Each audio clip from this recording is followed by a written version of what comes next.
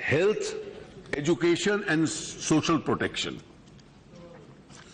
My government's goal is to assist and provide opportunity to every Indian to realize her full potential, capable of achieving her economic social dreams. Our government is implementing a comprehensive social security and protection program to reach every household of old widows, orphan children, Divyang and deprived as the socio-economic caste census. Allocation of National Social Assistance Program has been kept at rupees 9,975. We have managed to get children to school, but the quality of education is still a cause of concern. We have now defined learning outcomes of a national survey of more than 20 lakh children has been conducted to assess the status on the ground. This will help in devising a district-wide strategy for improving the quality of education. We now propose to treat education holistically without segmentation from pre-nursery to class 12. Improvement in the quality of teachers can improve the quality of education in the country. We will initiate an integrated B.Ed program for teachers, training of teachers during the service is extremely critical. We have amended the Right to Education Act to enable more than 13 lakh untrained teachers to get trained. Technology will be the biggest driver in improving the quality of education. We propose to increase the digital intensity in education and move gradually from blackboard to digital board.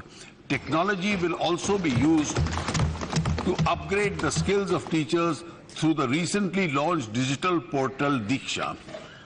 The government is committed to provide the best quality education to the tribal children in their own environment. To realize this, it has been decided that by the year 2022, every block with more than 50% scheduled tribe population and at least 20,000 tribal people will have an Ekalya model residential school. Eklavya school will be on par with the Navodaya Vidyalayas and will have special facilities for preserving local art and culture besides providing training in sports and skill development. To set up investment in research and related infrastructure of premier institutions, including health institutions, I propose to launch a major initiative called the Revitalizing of Infrastructure and Systems in Education, RISE by 2022, with a total investment of rupees 1 lakh crore in the next 4 years. Higher Education Financing Agency would be suitably structured for funding this initiative. Our government had taken up the major initiative for setting up an Institute of Eminence.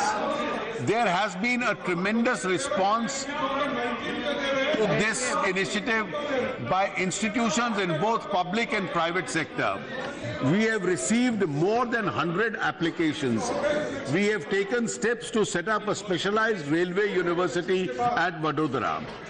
We propose to set up 2 new full-fledged schools of planning and architectures to be selected on a challenge mode. Additionally, 18 new schools of planning and architecture would be established in the IITs and the NITs as autonomous schools, also on a challenge basis.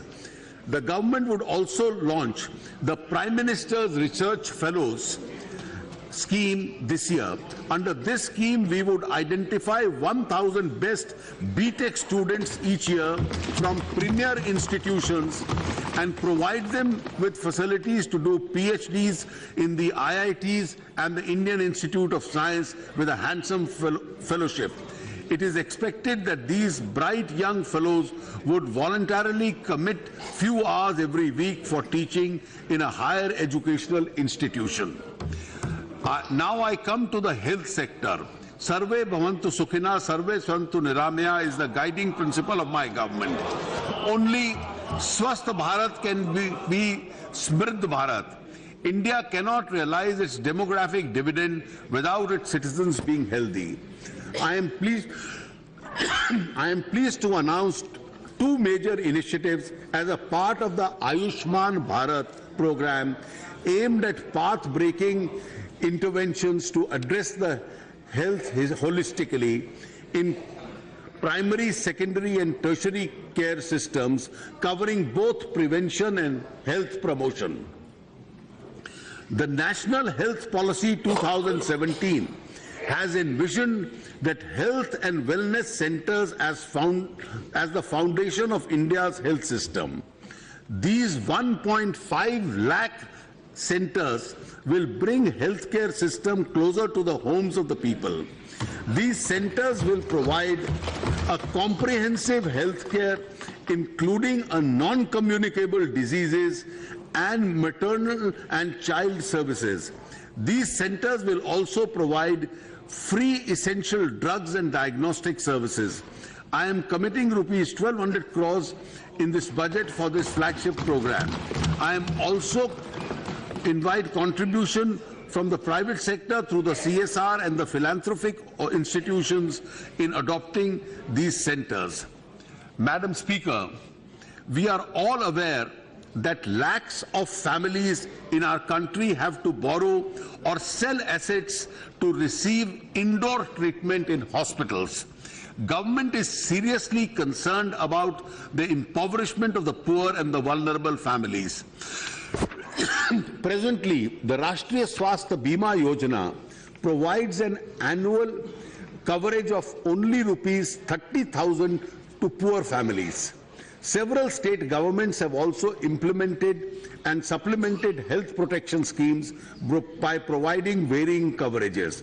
My government has now decided to take healthcare protection to a new aspirational level. Madam, this is important. We are now launching a flagship national health protection scheme to cover 10 crore poor and vulnerable families. This is approximately 50 crore beneficiaries.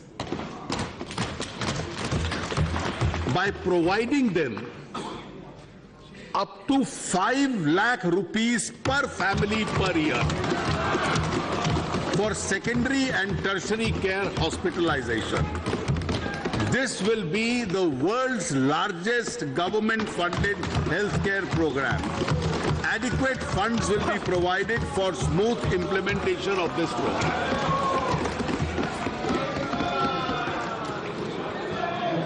Madam Speaker, Madam, 10 crore परिवार यानी 50 करोड़ लोगों को 5 लाख रुपए प्रति वर्ष hospitalisation की सुविधा ये सरकार उपलब्ध करवाएगी।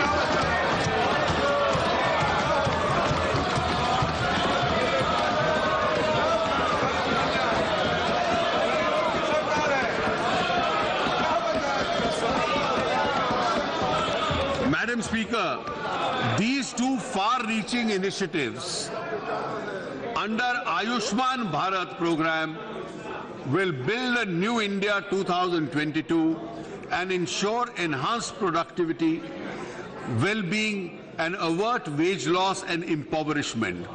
These schemes will also generate lakhs of jobs, particularly for women. The government is steadily but surely progressing towards a goal of universal health coverage. यानी कि इस 50 करोड़ की जो सुविधा है उसको आगे भी एक्सपेंड किया जाएगा इस एक्सपेरिमेंट को देखने के बाद। Tuberculosis claims more lives every year than any other infectious disease. It affects mainly poor and malnourished people. My government has therefore decided to allocate rupees 600 crores to provide nutritional support to all TB patients at a rate of rupees 500 per month for the duration of their treatment. In order to further enhance accessibility of quality medical education and healthcare, we'll be setting up 24 new government medical colleges and hospitals by upgrading existing district colleges in the country, district hospitals in the country. This would ensure at least one medical college for every 3 parliamentary constituencies and at least one government medical college in each state in the country. Our resolve of making our villages open defecation free is aimed at improving the quality of life of our villages. We will launch a scheme called for galvanizing organic bio-agro resources dhan, Gobar Dhan, for management and conversion of cattle dung and solid waste in farm to compost, fertilizer, biogas and bio-CNG. The Pradhan Mantri Jeevan Bima Yojana has benefited 5.22 crore families with life insurance cover of 2 lakhs on payment of premium of rupees 330 per annum. Likewise, under the Prime Minister's Pradhan Mantri Suraksha Bima Yojana, 13 crore 25 lakh people have been insured with personal accident cover of rupees 2 lakhs on payment of a premium of only rupees 12 per annum. The government will work to cover all poor households, including scheduled caste, scheduled tribe households, under these in a mission mode. The government will expand the coverage under the Pradhan Mantri Jan Dhan Yojana by bringing all the 60 crore bank accounts within its fold and undertake measures to provide services of micro insurance and unorganized sector pension schemes through these accounts. Our commitment towards Beti Bachao, Beti Padhao is unflinching. Sukanya Smriddhi account scheme launched in January 2015 has been a great success. Until November 2017, more than 1.26 crore accounts have been opened across the country in the name of the girl child, securing an amount of rupees 19,183. Cleaning of Ganga is of national importance, and it is our firm commitment that members will be happy to learn that the work is gathered speed. A total of 187 projects have been sanctioned under the Namami Gange program for infrastructure development and river surface cleaning, rural sanitation and other interventions at a cost of rupees 16,713 crores. 47 projects have been completed and the remaining projects are at the various stages of execution. All 4,465 Ganga Gram villages on the banks of the river have been declared open defecation free.